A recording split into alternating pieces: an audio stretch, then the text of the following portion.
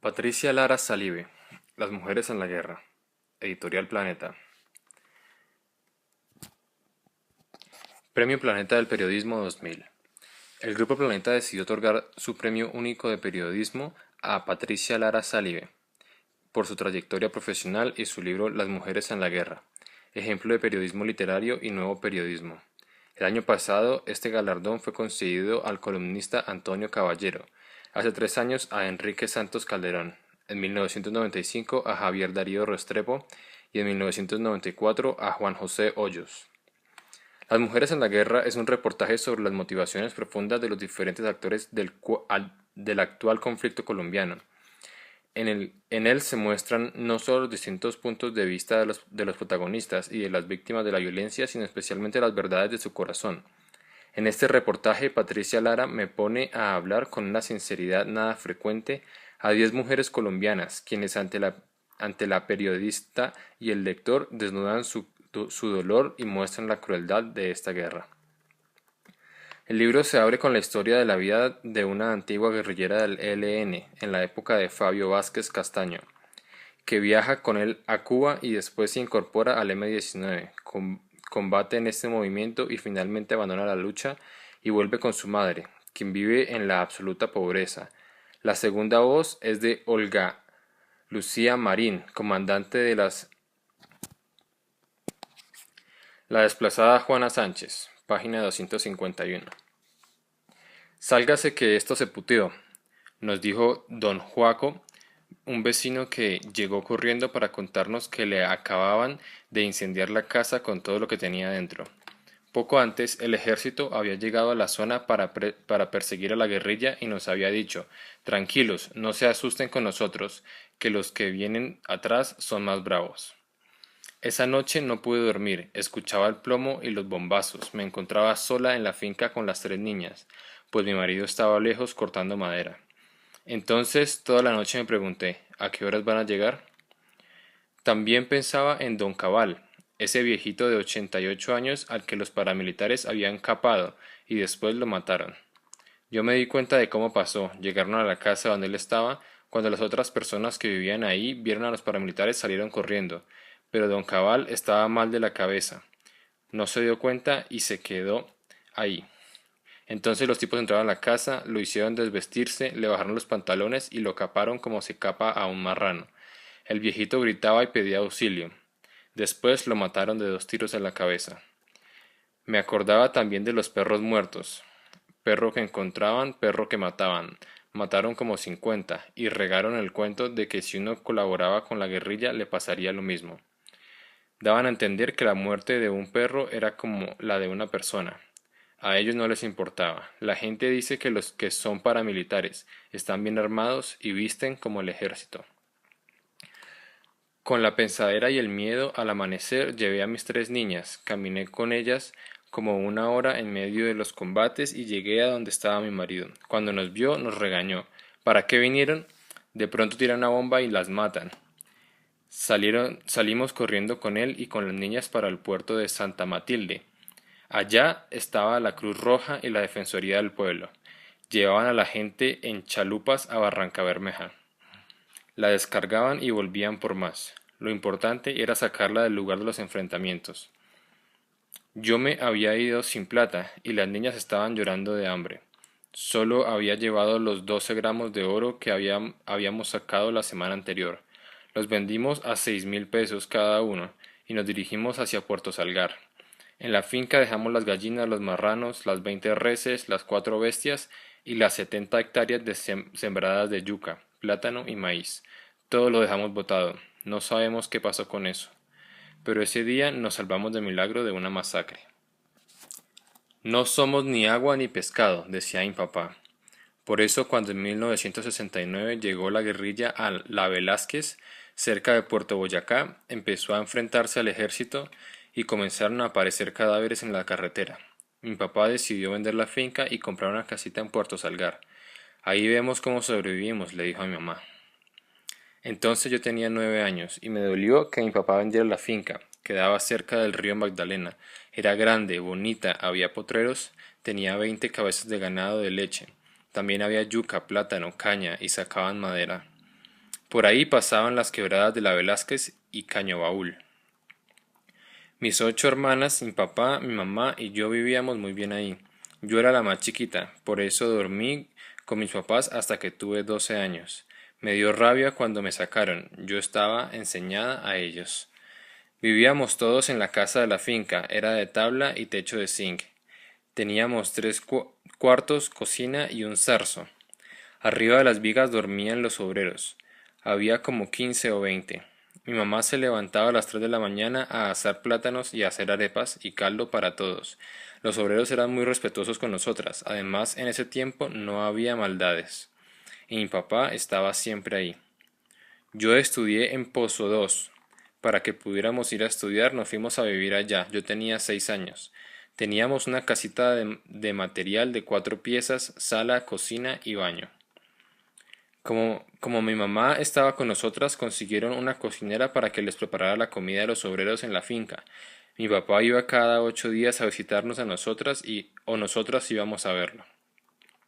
En Pozo 2 hice mi primer año de escuela. Allí construyeron un kiosco y le pusieron pupitres y butacas de palo para que la gente fuera a estudiar.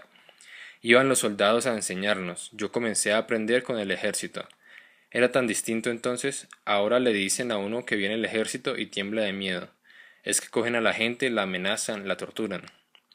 En esa época fue cuando aparecieron hombres armados por ahí. Se veía que eran de las FARC. Ellos no maltrataban a la gente, solo si eran sapos. Entonces sí dejaban los cadáveres con un letrero que decía, lo matamos por sapo, o lo matamos por ladrón. Cada 15 o cada mes aparecía un nuevo cadáver. Yo alcancé a ver como 10, hasta que mi papá decidió vender la finca y hacer una casita en Puerto Salgar. La construyó poco a poco. Cuando la compró tenía cocina, baño, aljibe y una pieza donde dormíamos todos.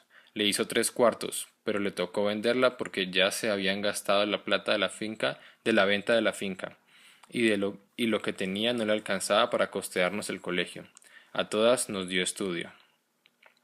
En Puerto Salgar hice hasta quinto de primaria en la escuela Policarpa Salabarrieta. Mi hermana Alcira estudiaba en el colegio de las monjas de la Consolata. Allí trabajaba mi papá como jardinero 2 veces por semana y las monjas le pagaban y le daban a ella el estudio gratis. Nosotras le ayudábamos a traer la leña que él vendía en los hoteles y el bailadero Picapiedra. Con ella hacían los asados. Mi hermana terminó la primaria en el colegio de las monjas y pasó en el colegio departamental. A ella sí le gustaba el estudio y era más inteligente que yo. En el colegio departamental la pusieron a que abriera y cerrara la puerta, pero se le perdieron las llaves y eso no le gustó a Juan Contreras, que era de verdad el encargado de guardarlas. Entonces él la insultó y le dijo que tenía que entregárselas. Mi papá habló con él y el señor lo amenazó. Eso no le gustó a mi papá, entonces decidió vender la casa en 15.000 pesos. Subió los trastos al tren y nos fuimos para la Cararé, cerca de Barrancabermeja, donde un tío tenía una finca grande con ganado. Eso fue en 1974, yo tenía 14 años. Al Cararé llegamos a pagar arriendo al barrio Las Cumbres. Ya casi todas mis hermanas se habían ido de la casa, solo quedábamos mi hermana Alcira y yo. Mi mamá, mi hermana, mi sobrinita y yo vivíamos en esa casa. Era de madera y tenía un solo cuarto. Mi papá iba a visitarnos los sábados. A mi mamá le aburría pagar arriendo, se sentía arremada. Mi papá le organizó en la plaza una venta de tamales y masato. Ella vendía todo lo que llevaba. Entonces mi mamá le dijo a mi papá, coja esa plata y cómprese una finquita aunque sea de 1 hectárea.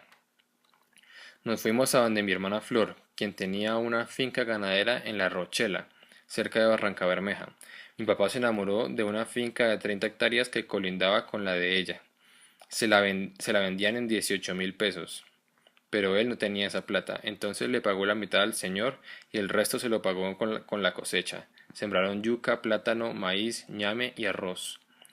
Mi mamá se puso feliz de no vivir más en arriendo, ahí se nos mejoró la situación. Entonces yo tenía 15 años y levanté novio. Me volé de la casa con Fernando, quien trabajaba en la finca de mi hermana. A mi mamá no le gustaba, por ser tomatrago. Mi papá y mi sobrina se quedaron solos porque mi hermana también se voló. Viví con Fernando 16 años, a los 8 nos casamos, porque no teníamos hijos y él decía que eso era un castigo de Dios por vivir así, sin casarnos, en pecado. Nos casamos pero seguimos igual.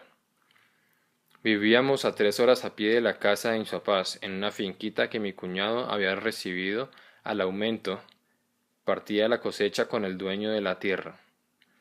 Fer- Fernando era jornalero ahí, pero ganaba muy poco y decidimos irnos para Yarima, en Santander. Queda por la vía a San Vicente de Chucurí. Allá Fernando consiguió ser administrador de una finca ganadera. Nos dieron una casa con un patio libre donde podíamos tener animales. Duramos 10 años hasta que conseguimos una finca propia en la vereda Rancho Chile. Resulta que a Fernando le dijeron que allá quedaba la hacienda Cailas, que estaba abandonada y que no era sino que alguien se atreviera a invadirla. Pertenecía a un terrateniente que vivía en Estados Unidos. En esa finca había 1000 hectáreas de solo rastrojo. Nos reunimos 50 familias campesinas y decidimos invadir la finca. Mi marido dirigió la invasión. Se hicieron trochas y parcelas de 10, 20 y 30 hectáreas. Él cogió una de 30. Todo el mundo hizo su ranchito. A los 2 meses, cuando ya habíamos tumbado la montaña y estábamos sembrando maíz, llegó el ejército. Un capitán dijo que teníamos que salirnos de ahí porque el dueño de la finca era un general retirado. Al comienzo, ese man decía que nosotros no éramos campesinos sino guerrilleros, pero vio a todo el mundo trabajando y le dije a mi esposo, espero que cuando volvamos tengan la casa bien bonita. Eso nos dio ánimos para seguir ahí. El ejército no volvió. Como a los 3 años llegó el Incora, midió las tierras y las tituló. Poco después de la llegada del Incora, el 18 de diciembre de 1989, machetearon a mi marido. Él se había ido con las cargas de plátano para venderlas en la tienda. Estando allá, un muchacho le dijo que le regalara una cerveza. Él le contestó que no tenía plata. Entonces le pidió un cigarrillo. Mi marido se lo dio. Deme candela, le dijo.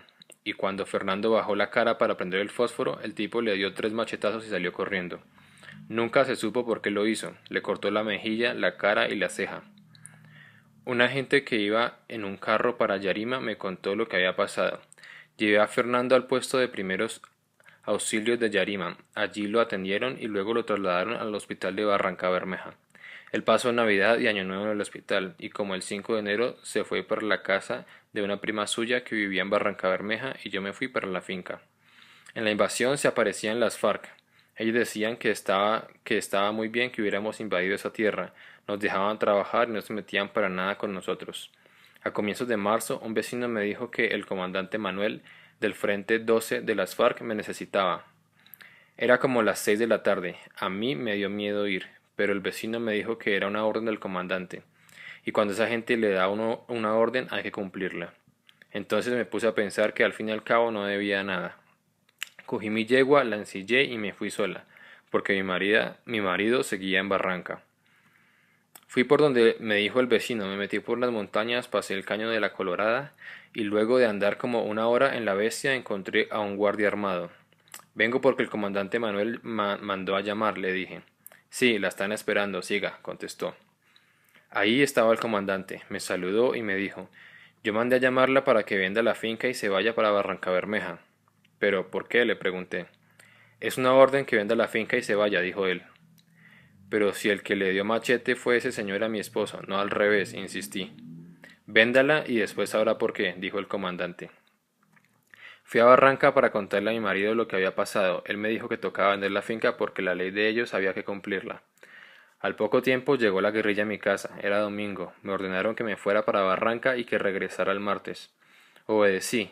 Ese día, cuando iba a coger el bus, Hildy, la dueña de la tienda, me buscó para decirme que habían matado a Silvestre, el que había machateado a mi marido. Le dije que me daba miedo regresar a la finca sola, porque tenía que pasar frente a la casa de él. Hildy me dijo que me aguantara hasta el sábado. Esperé, y el sábado regresé con unos vecinos. En ese momento todavía no habían encontrado el cadáver de Silvestre. En el campo a uno lo matan y lo tiran a un hueco. La familia de Silvestre decía que lo había matado mi esposo, pero los vecinos lo defendieron, porque él estaba enfermo en Barranca. Después los guerrilleros le dijeron a la familia que ellos lo habían matado. Lo hicieron por lo del macheteo y porque le dijeron que se fuera y él no obedeció. Puse la finca en venta, tenía yuca, plátano, pasto y 7 hectáreas de maíz. Como al mes se la vendí en 130.000 pesos a un señor que se llamaba Fidel. Con esa plata nos compramos una casita en Barranca. Nos costó 100.000 pesos. Con los 30.000 pesos que nos quedaron dimos la cuota inicial de una motosierra. Y Fernando se fue a Yondó a serrar madera. Me visitaba cada 15 días, pero me fue abandonando. Resulta que en Puerto Argilio unos paramilitares le habían matado el marido a la señora Hildy. A ella le hirieron en una pierna y la metieron a un hospital. Yo fui al hospital y la había herida, con 6 meses de embarazo y sin marido. Entonces le pregunté, ¿y ahora qué va a hacer? No sé, porque la casa la desbarataron a punta de plomo, dijo. Le conté a mi marido. Seguí visitándola en el hospital. Entonces le dije que cuando saliera de ahí se fuera para la casa. Antes de irse a la casa repartió los hijos. Cada niño tenía un papá distinto.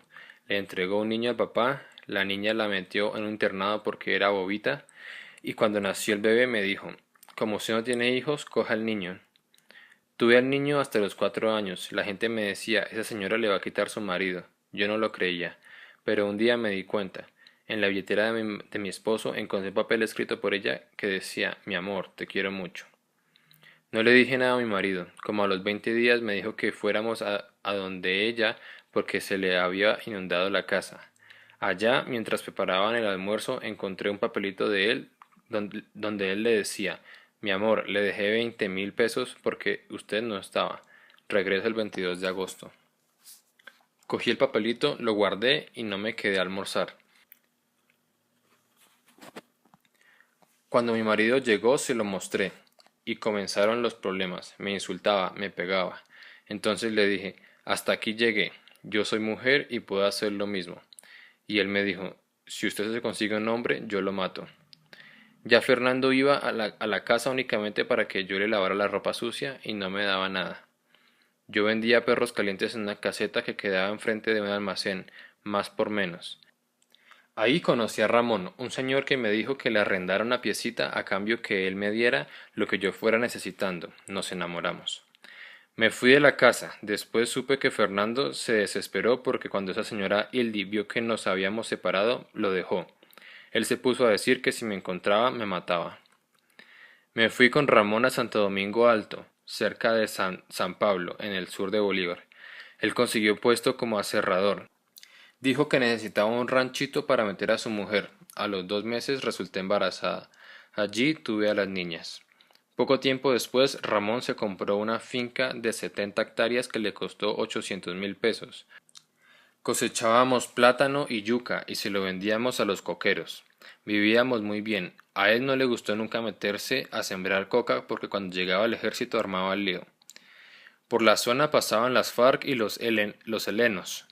Nosotros no teníamos mucha relación con ellos. Una vez yo tenía a la niña enferma y estaba con ella en la carretera, esperando a que pasara un carro para llevarla al hospital. Cuando llegaron unos de las FARC, me preguntaron qué tenía la niña. Le dije que estaba con fiebre y diarrea. Me dijeron que estuviera tranquila, que ellos me la alentaban. La inyectaron 2 veces, le dieron droga y la niña se alentó. Ese es el único favor que me ha hecho la guerrilla. Uno está con ellos por necesidad. Hay que curarse en salud. Pero como decía mi papá, uno no es agua ni pescado. Eso no lo creen los paramilitares. Cuando ellos llegan a los sitios no preguntan si uno es guerrillero. Y como esas son zonas rojas, creen que todos son de la guerrilla. Las autodefensas son los mismos paramilitares, gente rica que forma esos grupos. Los campesinos les tienen pánico. Ellos han desplazado a la guerrilla a la zona. Yo le pregunté una vez a Albeiro, un comandante del ELN, por qué se iban cuando llegaban los paramilitares. Él me dijo que no era por cobardía, sino para evitar masacres, pero quien sufre es el que queda en el campo. En enero de 1997 llegaron como 40 hombres a un puerto llamado Santa Matilde y subieron a otro que se llama Viejagual. Quemaron casas, hubo tiros entre paras y guerrilla. Los helicópteros del ejército bombardeaban. Esta vez mataron como a 15 campesinos y los botaron en los montes, pero dijeron que eran guerrilleros. Los enfrentamientos fueron cerca de donde yo vivía con mi esposo y mis 3 hijas. Eso era plomo va y plomo viene. Le dijeron a un poco de gente que por cada paramilitar que mataban, ellos acabarían con 12 campesinos. Antes mataban y nadie se enteraba, ahora por lo menos la gente se informa por los noticieros. Llegué a Puerto Salgar con mi marido y mis hijas. Me dijeron que en la Cruz Roja trabajaba Rodrigo, un muchacho que estudió conmigo. Lo busqué y le conté mi tragedia. Me aconsejó que nos viniéramos para Bogotá porque en Puerto Salgar no había trabajo. En la Cruz Roja de Puerto Salgar nos regalaron 370.000 pesos, una hamaca y ropa para las niñas. Llegamos a Bogotá en 1997. Sacamos una pieza en arriendo en una casa del inquilinato en Tintalito, cerca del barrio Patio Bonito. Pagábamos 40.000 pesos. Vivir allá era un verdadero sacrificio, porque por ser desplazado a uno no lo miran como a un ser humano. Le echaban vainas cuando iba a pagar el arriendo, le discriminaban a las hijas y no las dejaban jugar con los otros niños. Cuando yo salía las dejaban cerradas. Entonces les decían que como eran desplazadas eran una mierda, y les tiraban agua y cochinadas por las ventanas. Dio la casualidad de que apenas llegamos mi marido se encontró con un muchacho de Barrancabermeja. Definitivamente Dios es bueno con uno. El muchacho le dijo que él trabajaba en un parqueadero, que se iba a ir de ahí y que si mi marido quería se lo dejaba. Le pidió que le pagara 100.000 pesos por el puesto, pero no los teníamos. Ramón le dijo que lo único que le podía dar era 10.000 pesos y una cadena de oro que él me había regalado y que tenía guardada. El muchacho le dijo que sí. El puesto de cuidar carros queda en el norte, frente a un centro comercial. Ramón le compró al muchacho el derecho a cuidar los carros. La gente le paga lo que le quiera dar. Ahí se la pasa a mi marido. Eso fue como ganarse la lotería. Hay días en que le dan monedas, pero como por ahí se parquean muchos carros, casi siempre hace como 15 o 20.000 pesitos diarios. Con eso vivimos. Yo no trabajo porque mis hijas son pequeñas. La mayor tiene 8 años, la segunda tiene 6 y la menor tiene 5. Las dos mayores van a la escuela. La profesora me dijo que la mandara a la pequeñita, pero no me alcanza la plata. Allá cobran 4.000 pesos mensuales por cada niña y solo puedo pagar lo de dos. Mi hermana me dijo que llamara a Teresa, una prima segunda que vive en Bogotá, a ver si podía ayudarnos. Ella me acompañó a hacer unas vueltas en el Ministerio del Interior. Allá nos regalaron 340.000 pesos. Después, la red de solidaridad nos dio 3 millones para que montáramos un negocio, pero yo le dije a mi marido, nosotros no sabemos de negocios, nos vamos a comer esa plata, nos vamos a quedar sin nada y vamos a seguir pagando arriendo, mejor compremos un lote. Entonces conseguimos un lote cerca de donde vivíamos, nos costó 1.800.000 pesos, con lo que nos quedó compramos tablas, tejas de zinc e hicimos la casita. Pagamos el derecho al agua, pero esta nos llega cada 15 días. En Mercoldex, una entidad que les ayuda a los desplazados, le caí bien al director. Él me dijo, ¿quiere que le dé una ayudita? Que sí que, le contesté. Él me dio 500.000 pesos. Con esa plata hicimos un muro, porque la casa estaba en un barranco y se iba a caer. Mi marido tenía una alcancía. Moneda de 1.000 que tenía, la echaba ahí. El director de Mercoldex le ofreció un préstamo de 300.000 pesos, pero yo le dije que no porque era mejor comer poquito y andar alegre. Pero él insistió y dijo que le fuera pagando 20.000 pesos mensuales sin intereses. Destapamos la alcancía y había 400.000. Con eso, con el préstamo y con lo que nos quedaba de los 500.000 que nos había dado el señor, arreglamos la casa y levantamos una pieza. Ya ahí, como el ranchito es propio, no molestan a las niñas. Mi Dios es muy bueno conmigo. Cuando nosotros llegamos a Barranca, antes de venirnos para Bogotá, salía mucha gente para un lado y para otro. No sé si de los que salieron haya vuelto alguien. Yo le digo a mi marido que si yo tuviera plata iría hasta Barranca porque uno allá se entera de lo que está pasando. A veces, cuando él llega y dice que no hizo ni para la comida, uno siente tristeza de tener esa tierrita allá y estar aquí sufriendo. Esa finca hoy, con las mejoras que le hicimos, debe valer 20 o 25 millones de pesos. ¿Quién sabe qué haya pasado con esa tierra? Seguramente los paramilitares la entregaron a gente que está con ellos. Yo solo le pido a Dios que me deje vivir hasta que mis hijas se puedan defender solitas.